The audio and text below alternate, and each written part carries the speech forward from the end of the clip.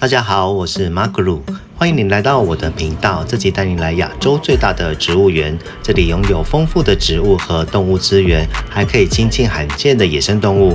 还没订阅的朋友记得要订阅哦，才不会错过精彩内容。话不多说，那就开始吧。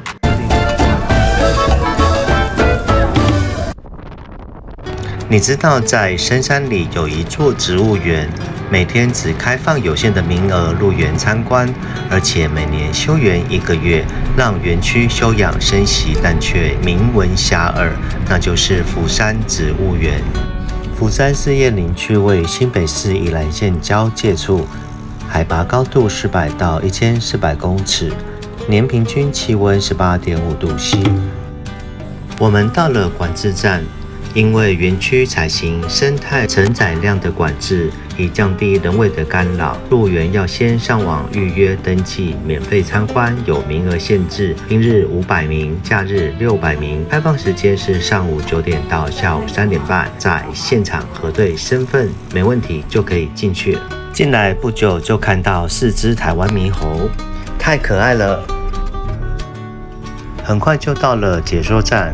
解说站前面有停车场以及洗手间。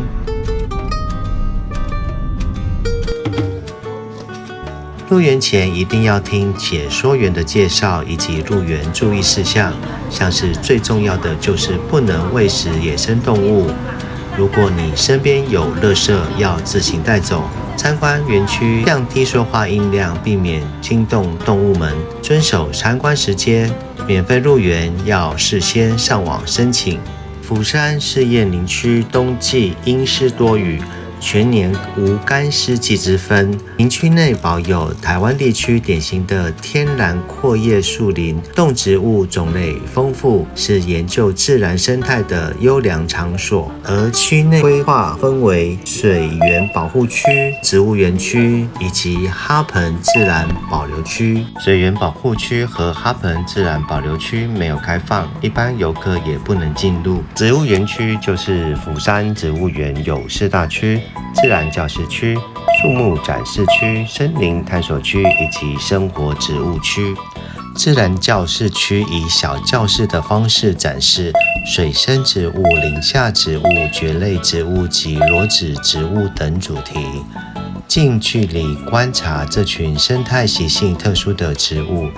另外，周边森林内多样性极高的附生植物与栖息活动于水池及其附近的各类野生动物。自然教室区是一处静观体验自然生态的好地方。我们现在看到的水生植物池，原本只是个低洼的沼泽，生长着水毛花和东亚黑森林等水生植物。后来引进哈盆溪溪水，引来了各种蛙类和台湾特有种的马口鱼、鸳鸯等水鸟。经过多年演替，已发展出稳定的生物形态，成为多种野生动物栖息繁殖的地方。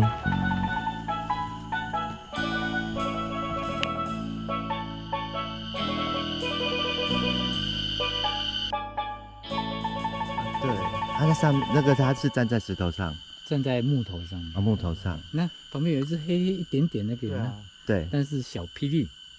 小霹雳是什么？一种水鸟。水鸟，对，吹瓢啊，就进去。吹瓢啊。它等一下会。没看过哎。它是公的，虽然羽毛比较漂亮。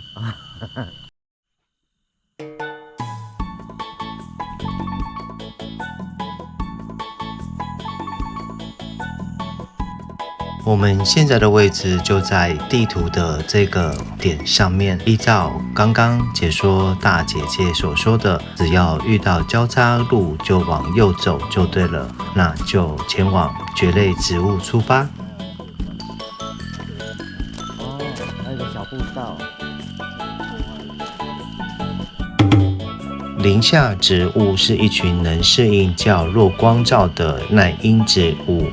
当阳光经过层层茂密的树冠层，到达森林底层只剩下少量的光亮，会增加光合作用面积，叶子通常较大且薄。林下植物不仅增进森林层次及生物的多样性，更提供了野生动物隐蔽的栖息场所以及食物来源，是森林生态体系中不可或缺的一部分。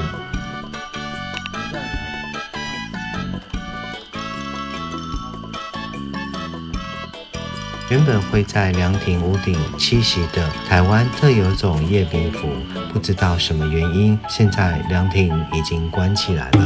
你知道为什么园区要把一区一区的植物围起来呢？而且门还是向外开，栅栏围起来是因为不希望野生动物来破坏植物，然后门往外开是因为野生动物无法进入。最重要一点就是我们参观完植物要出来，记得把门关上。台湾因为气候温暖潮湿，地形多变，使得蕨类的物种多样性极高。走在福山的森林里，随处都能发现生长于地上、岩石上、树梢或攀附于树干的蕨类植物，甚至在水生环境都能看到它们的踪迹。蕨类多半有着卷旋的幼叶，成熟叶背则分布孢子囊群。若带着放大镜仔细观察，会发现孢子囊的包膜有线形、肾形、丸状、口袋形、蚌壳状等千变万化的样貌哦。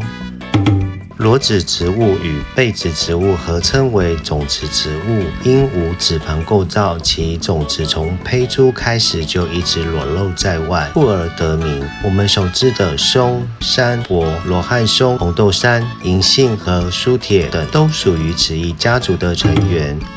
树木展示区以台湾中低海拔原生树木为教学，展示主题张力天地，有系统的汇集本土樟科、壳斗科植物。这两家族植物不但是台湾中低海拔阔叶林重要的优势树种，更与我们的日常生活有密切的关联。哈盆溪为南势溪上游支源，南势溪往下汇入新店溪，属于大台北地区的上游集水区。此流域也是多种原生哺乳类、两栖类、鱼类的家园。为了保护野生动植物的族群数量及多样性，并提供高品质的水资源，福山申请设划了哈盆自然保留区以及水源保留区，仅提供营运人员及研究人员出入许可。走上来这边就是杜鹃花园，有满山红、映山红之称的杜鹃花。2月到6月是花朵相继绽放的主要花期，在这里可以一次欣赏到10多种台湾原生杜鹃。树有多种面貌，平时绿意盎然，随着四季变换，各种缤纷亮丽的花叶及果实分别展现出与众不同的装扮，为大地染上不同的色彩。多变的叶、花、果、树皮等构造及形态，不仅装扮了自己，也吸引蝴蝶、昆虫、鸟类等各种动物来造访，同时提供了我们观赏树木的变化乐趣。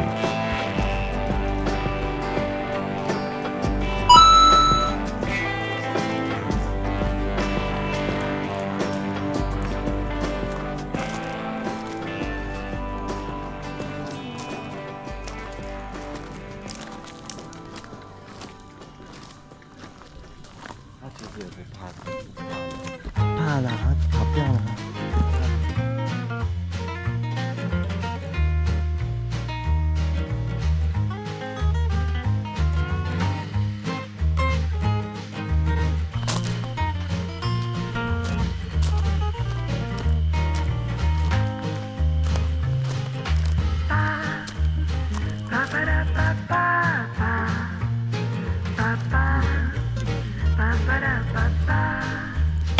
森林探索区，本区森林覆盖完整，林间生长着丰富的地贝、灌木、附生及藤本植物。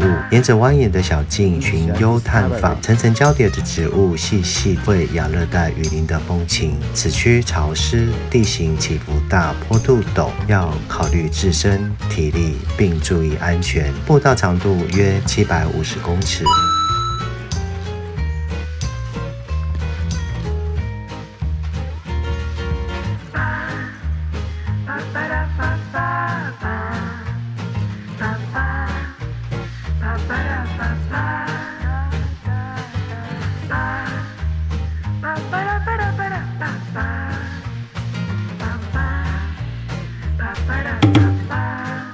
山森林呈现多层次的垂直结构，约略可区分为树冠层、小乔木层、灌木层及地被层。就在这片雨雾森林小径中，步道两旁溪沟及山壁都是观察森林植被的好地方，像是冷青草、秋海棠、阔叶楼梯草、双盖蕨等地被植物，柏拉木、山桂花等灌木，以及山龙眼、水冬瓜、牛乳龙等小乔木。这些生长在森林中下层的植物，等着您来探索。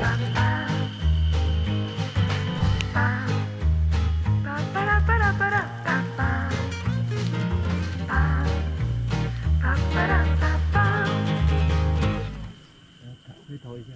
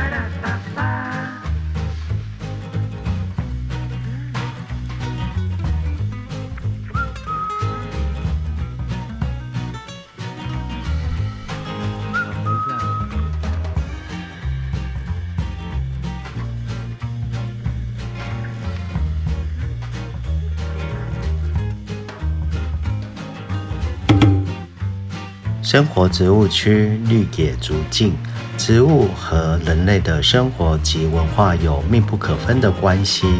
生活植物区展示生长快速的植物竹子，它的用途很广泛，除了可以食用、做家具、建材等，其苍劲多变的造型更是中国水墨画不可缺少的主角。山林雅竹，全世界竹子约有1140种，除了欧洲之外，其他各州都有自然分布，其分布可由低地至海拔5000公尺之间。竹子多数生长迅速，竹笋出土之后，仅约2个月就可以展开枝叶而完成生长，不再长高，也不再变粗，所以要挖竹笋一定要选对时间。人类在日常生活中经常利用竹子、竹制产品，而且竹子颇具文化的特色内涵，经常是文人雅士吟诗作画的题材。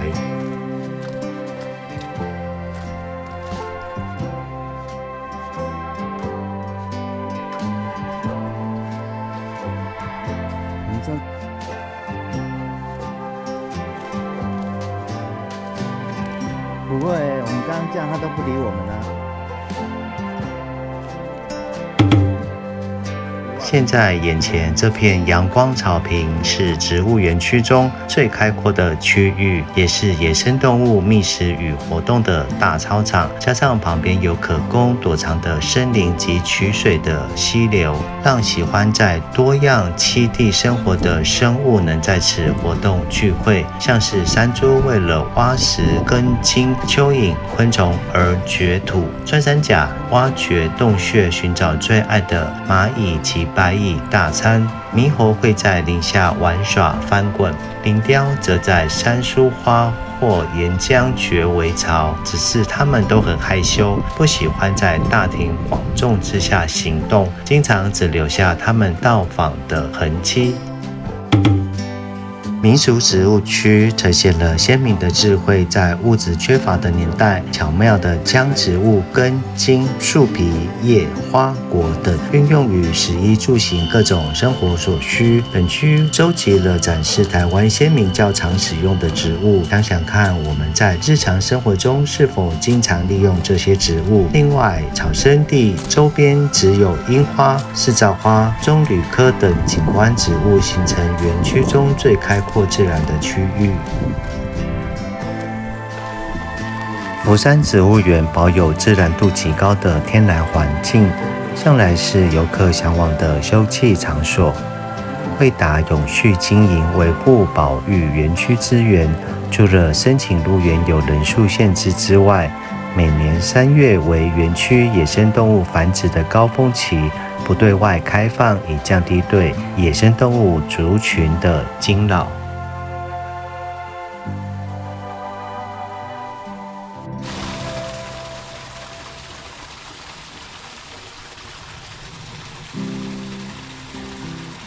福山自然中心从管制站通往植物园区，入口前1公里处的岔路右转，就到了福山自然中心。